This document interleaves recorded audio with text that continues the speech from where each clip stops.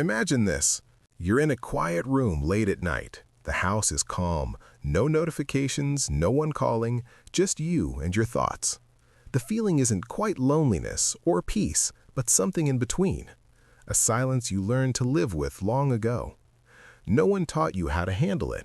You just figured things out alone, solved small problems, kept certain feelings to yourself, not because you were told to, but because it felt natural, safer. If that feels familiar, you may carry a quiet, self-contained psychology. But where did it come from?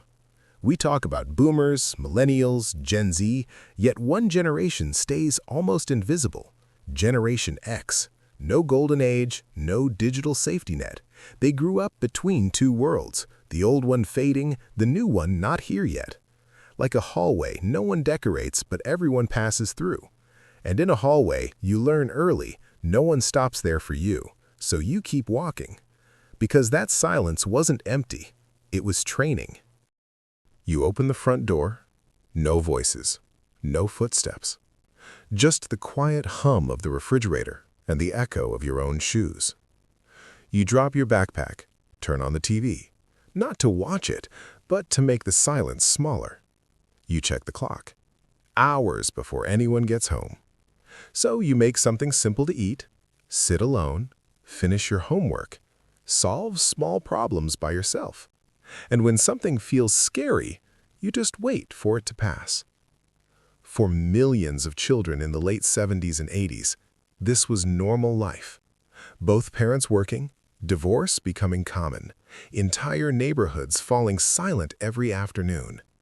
Keys around their necks, empty houses, no phones, no messages asking if they were safe.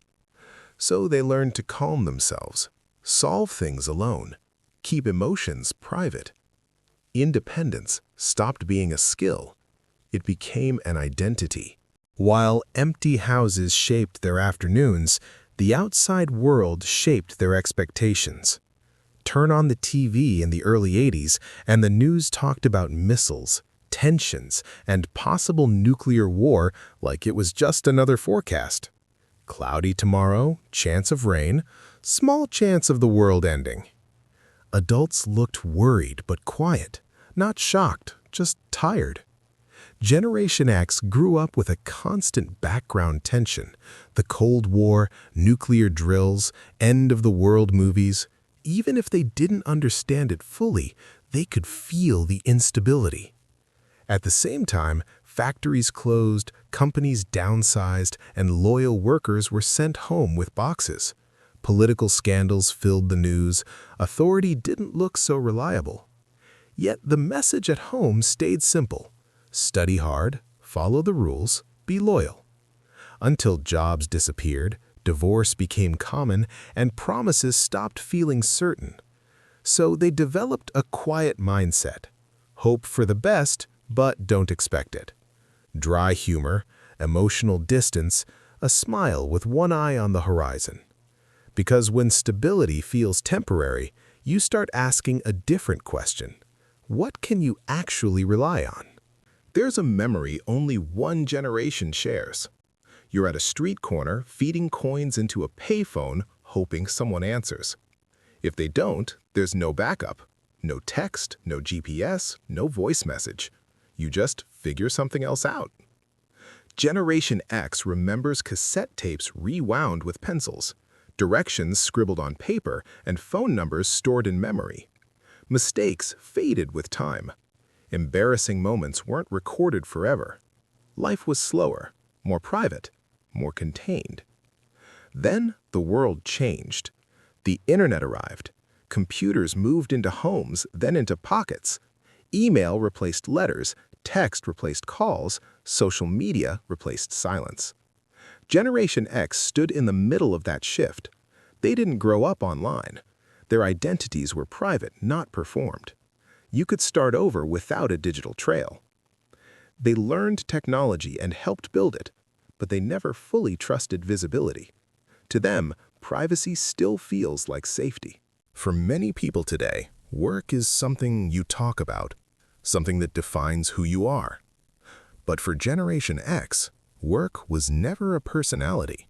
It was a tool, a shield, sometimes a life raft. Responsibility came early, first jobs at young ages, small paychecks that meant real independence.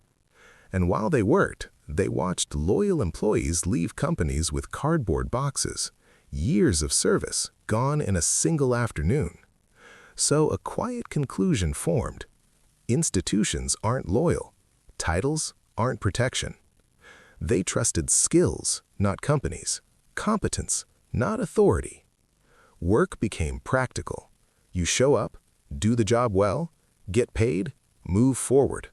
No slogans, no self-promotion, just quiet productivity.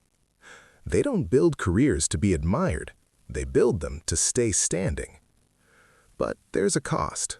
When survival depends on you, rest feels suspicious. Asking for help feels risky. Self-reliance becomes a reflex.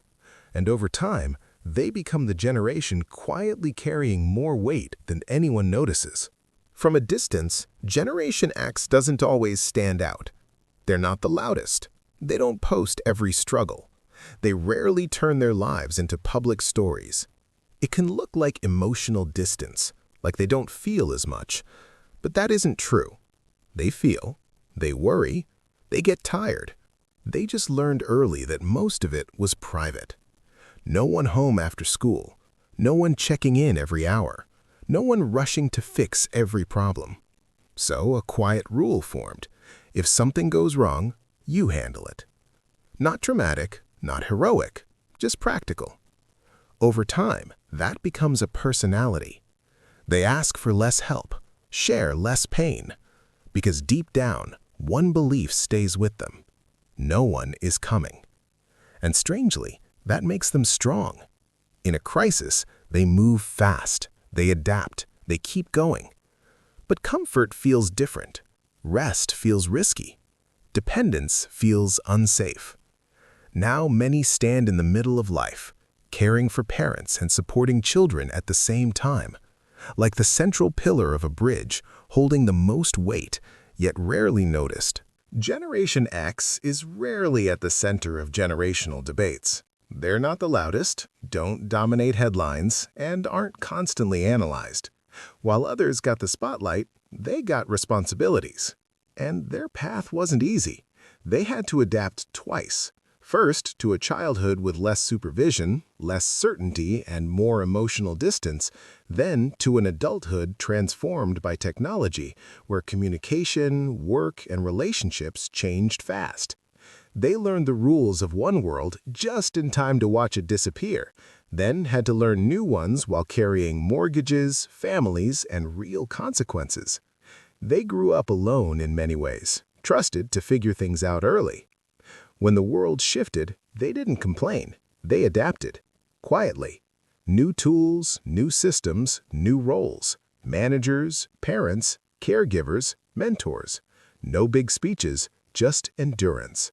The habit of holding things together when no one is watching. Maybe every generation at some point feels misunderstood.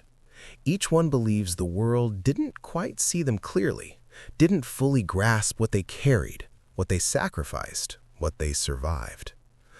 But some generations talk about it more than others.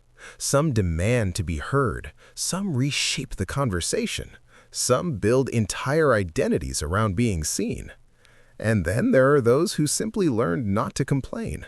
Not because life was easier, not because everything worked out, but because from very early on, they understood a quiet truth. Life keeps moving whether you're ready or not. So you adapt, you stay useful, you carry your weight, and you keep walking. Generation X never asked to be the center of attention. They didn't grow up expecting applause. They didn't build their lives around being understood. They built them around being capable. Capable of being alone, capable of starting over, capable of carrying others when it was their turn. And maybe that's why they're so easy to overlook, because quiet strength doesn't announce itself. It just holds things together. So if you recognize someone like this, a parent, a colleague, a friend who rarely complains, who handles more than they say, who keeps moving even when no one is watching, or maybe you are that person, Sit with that thought for a moment. Because sometimes the most important generations are the ones that never asked to be noticed. And if this reflection resonated with you in some way, consider subscribing to the channel. And if you'd like to support more stories like this, your support helps keep these quiet conversations alive.